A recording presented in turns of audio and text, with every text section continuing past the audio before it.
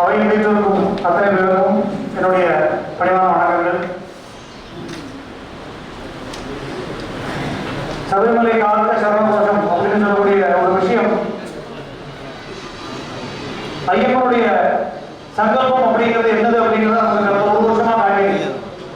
இப்போ காத்தாவோட அதான் பேசியிருந்தோம். பழைய காலத்தில் நமக்கு இருமுடி கட்டியாச்சு அப்படின்னா சாமி சரணம் ஐயப்பட்டணுங்கிறத வாய்ப்பு வேற எதுவும் வராது. இப்போ இருமுடி கட்டியாச்சுன்னா முதல்ல போன தான் இருக்கிறாங்க.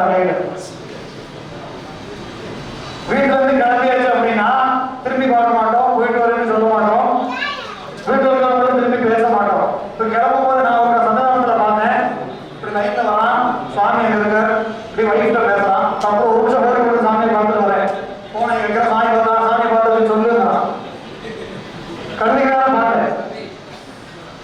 அப்போ முதல்ல சொன்னது போல நம்மளுடைய பக்தி விசுவாசம் மாறி போச்சு. உலகம் அப்படிங்கிறது தன்மை மாறி போச்சு. இதுக்கெல்லாம் சேர்த்துதான் ஐயப்பன் என்ன பண்ணாங்கன்னா இந்த ஸ்திரீ பிரவேசம் அப்படிங்கிற ஒரு பிரச்சனையை உண்டு பண்ணி அந்த ப்ராப்ளம் மூலமா எல்லாருக்கும் ஒரு அவேர்னஸ் கிரியேட் பண்ணார். ஏன்னா சரணம் சொல்லாத இடத்துலலாம் சரணம். போன வருஷம் ஒரு கொச்சி ஏர்போர்ட்ல உங்களுக்கு வந்து ஒரு நான் ஸ்டாப்பா 12 மணி நேரம் நாம ஒரு ஜபம் நடந்தா யாரும் செஞ்சிருப்பான். ஒரு கொச்சி ஏர்போர்ட்ல சரண கோஷம் நடந்தது. 18ஆம் மணிக்கு முன்னாடி சரண கோஷம் நடந்தது. அமெரிக்கால சரண கோஷம் நாமஜப யாத்திரை நடந்தது. கேள்விப்படாத இடங்கள் எல்லாம் பகவானுடைய நாமஜபம் நடக்க வச்சார் சாமி. அப்போ பகவானுடைய சங்கல்பம் அப்படிங்கிறது எப்போ எந்த விஷயத்துல எப்படி நடக்கும் நம்மளால சொல்ல முடியாது. இன்னைக்கு நான் வந்தான ஒரு கேள்வி வந்து கேட்டேன், இந்த நாள் ஏன் நீங்க சூஸ் பண்ணீங்க? இந்த நாளை ஏன் சூஸ் பண்ணீங்கன்னா அவரு யதார்த்தமா நீ பிளான் பண்ணா இந்த டேட்டை சூஸ் பண்ணோம். இந்த டேட் ஒரு சிக்னிபிகன்ஸ் இருக்கு. பகவான் காரணம் எல்லாம் எந்த காரியங்களையும் பண்றது இல்லை. இப்ப சிங்கமட்டி ராஜா பேசும்போது சொன்னார்,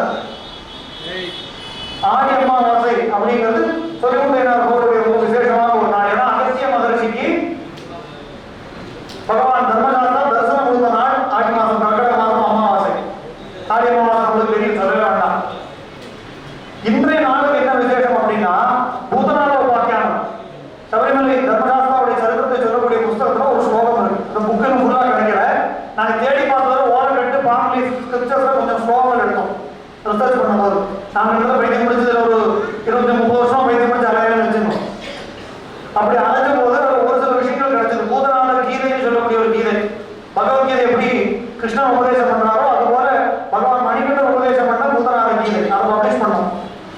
அது மாதிரி நிறைய ஸ்லோகங்கள் தேடும்போது அதுல ஒரு ஸ்லோகம் என்ன சொல்லுது அப்படின்னா, மகர்ஷே கிருஷ்ண பஞ்சமியா தினம் மந்தஸ்ய வாசரே சாபமாசஸ்யாந்தே அடியக்னே புத்திர நட்சத்திர ஜாதே பகவான் பூதநாயகா அப்படின்னு ஒரு ஸ்லோகம். இது என்ன அர்த்தம் அப்படின்னா, சாப மாசம்னா தனுர் மாசம், தனுர் மாசம்னா மார்கழி மாசம், மார்கழி மாசம் உத்திர நட்சத்திரத்தை அன்னைக்கு பகவான் சங்கல்பம் பண்ணி தேவலோகத்துல இருந்து ஆகாச கங்கை வழியா பூலோகம் வந்து இறங்கினார் அப்படின்னு ஒரு குறிப்பு. இன்னைக்கு தனுர் மாசம், மார்கழி மாசம், உத்திர நட்சத்திரம். சங்கல்பம். ஏன்னா அப்படி ஒரு விசேஷமான நாள். சொன்னது போல ராஜ சந்திப்பு நடந்தது. மந்திர ராஜாவும் நம்ம சிங்கமட்டி ராஜாவும் 2 பேரும் சந்திக்கக்கூடிய நாள்.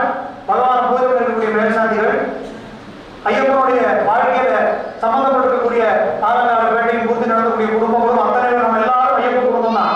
அத்தனை பேரும் இங்க கூடி இருக்கோம். அது எங்க கூடி இருக்கோம்னா பகவானுடைய மூலாதார சேத்திரத்துக்கு பக்கத்துல. ஏன்னா பகவானுடைய காலனி பட்ட பூமி இது. இங்கதான் கள்ளக்குறிச்சி இருக்கு, ரொம்ப பேருக்கு தெரியாது. இந்த கள்ளக்குறிச்சியில தான் பகவான் புலிப்பால் எடுக்க வரக்கூடிய காலத்துல வந்து ஒரு குடும்பத்தை தடுத்தால் கொண்டு கம்பமுடிக்கு தாசன் ஆன குடும்பம் இங்கதான் இருக்கு. ரொம்ப பேருக்கு தெரியாது. இந்த கம்பமுடி தாசன் இங்கதான் இருக்காங்க. இங்கே ஒரு 1.5 கிலோமீட்டர் பகவானுடைய காலனிப்பட்ட பூமி. அப்படி அத்தனை விஷயங்களும் சேர்ந்திருக்கக்கூடிய இந்த இடத்துல தான் அவங்க பகவான் தீர்மானம் பண்ணியிருக்காங்க. இன்னைக்கு ஒரு நாள் பகவான் பிக்ஸ் பண்ணிருக்காங்க. இத்தனை பேர் நம்ம கூடி இருக்கோம் அப்படின்னா அந்த ஐயப்பனுடைய சங்கல்பம். ராஜா சொல்லும்போது சொன்னார் தத்துவமசி அப்படின்னு. நானும் நீயும் ஒன்றுன்னு சொல்லக்கூடிய ஒரு தன்மை. அதுதான் ஐயப்பனுடைய விசேஷங்கள். ஜாதி கிடையாது, மதம் கிடையாது, வேதம் கிடையாது, பணக்காரன் கிடையாது, ஏழை கிடையாது. எந்த தெய்வமும் அதை சொல்லாது. பாக்கி தெய்வங்களுக்கும் ஐயப்பனுக்கும் உள்ள வித்தியாசம் என்ன அப்படின்னா, விநாயகரை வழிபடுறோம், சுப்பிரமணிய சாமி முருகனை பூஜை பண்றோம், சிவனை பூஜை பண்றோம், கிருஷ்ணாவை பூஜை பண்றோம். இந்து மதத்துல எல்லா விதமான தெய்வங்கள் இருக்கு, பாக்கி மதங்களையும் தெய்வங்கள் இருக்கு. விநாயகரை வழிபடக்கூடியவர்கள் விநாயக பக்தர்கள், முருகனை பூஜை பண்ணக்கூடியவர்கள் முருக பக்தர்கள். சிவபூஜை பண்ணக்கூடியவர்கள் சிவபக்தர்கள். ஆனால் ஐயப்பனோட மலைக்கு போகக்கூடியவர்கள் ஐயப்பன்மார்கள். அவர்களே தான் ஐயப்பன், அவர்களே தான் சாமிமார்கள். அதான் வித்தியாசம். முருக பக்தர்கள், சிவபக்தர்கள், கிருஷ்ண பக்தர்கள் சொல்றோம். ஆனா மாலை போட்டிருக்கிறவர்கள் ஐயப்பனாவே நம்ம பார்க்கிறோம். வித்தியாசமா நம்ம பார்க்கலாம். அவனே ஐயப்பன், மாலை போட்டு வந்தான் அப்படின்னா அவனே நம்ம கண்ணுக்கு தெரிஞ்ச ஐயப்பனா பார்க்கிறோம். எத்தனை பக்தர்களுடைய வாழ்க்கையில இப்ப நம்ம வரும்போது எனக்கு ஆச்சரியமா இருந்தது. ஒரு இடத்துல ரொம்ப ஒரு விதமான அனுபவம். இப்ப இங்க வரும்போது இந்த ஊர்வலம் ஆரம்பிக்கிற இடத்துல ஒருத்தர் இன்ட்ரடியூஸ் பண்ணிருக்கோம். உங்களுக்கு மேலே தெரிஞ்சிருக்கும். 12 வயசு வரைக்கும் பேசாமல் இருந்து சதுரானந்த வந்து பகவானுடைய அனுகிரகத்தால பூமியை பேசுறதுதான் சரணம் பண்ணிக்க வந்தாங்க. அவர் ஒருத்தர் இன்ட்ரடியூஸ் பண்ணி வச்சாங்க.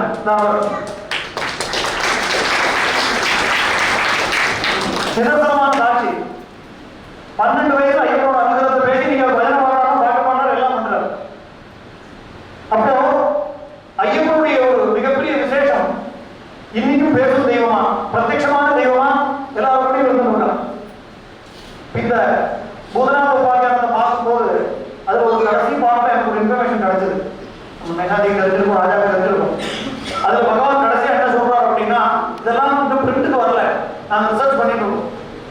அது ஒரு வார்த்தை என்ன சொல்றாரு அப்படின்னா, என்னுடைய குடும்பத்தோடு சம்பந்தப்பட்ட இந்த மந்தம் ராஜ குடும்பம் எத்தனை தலைமுறைகள் ஆனாலும் என்னுடைய அம்சத்துல ஒரு அம்சம் அவர்களிடத்தில் இருக்கும் அப்படின்னு. என்னுடைய அம்சத்துல ஒரு அம்சம் அவர்களிடத்தில் இருக்கும், அவர்கள் மூலமா என்னுடைய பக்தர்களுக்கு நல்ல கதி கிடைக்கும் அப்படின்னு பகவானுடைய வாக்கு இருக்கு. நம்ம ஏதோ இவர் வந்து உட்கார்ந்துருக்காரு அப்படின்னா பகவானுடைய சங்கல்ப விசேஷத்தினால இத்தனை பேரும் வந்திருக்க முடியாது. அத்தனை பேரும் நீங்க பார்த்தோம் அப்படின்னா ஐயப்பனோட ஏதோ ஒரு வகையில சம்பந்தப்பட்டு பகவான் வாழ்ந்த காலத்திலிருந்து அவர்கள் குடும்பங்கள் பகவானோட சம்பந்தப்பட்ட குடும்பங்களா இருக்கும். ஐயப்பதாசுக்கு முக்கியமா நன்றி சொல்லணும். இத்தனை பேரும் ஒன்னா கூப்பிட்டு உட்காந்து வச்சிருக்கேன். அப்போ இந்த ஐயப்பன் அப்படின்னு சொன்னாலே நம்முடைய மனசுக்குள்ள ஏழை பணக்கார வித்தியாசம் இல்லை, ஜாதி மத வித்தியாசம் இல்லை, ஒரு பேட்டை நடக்கும். இந்த ஐயப்பனோட சந்தானத்திலே நிற்கிறோம். எனக்கு என்ன மிகப்பெரிய வருத்தம் அப்படின்னா, இந்த கேஸ்ல டிஸ்கிரிமினேஷன் அப்படிங்கிற ஒரு வார்த்தை யூஸ் பண்ணான். சபரிமலை கேஸ்ல டிஸ்கிரிமினேஷன் இல்லாத ஒரு கோவில் உலகத்திலே சபரிமலை தான்.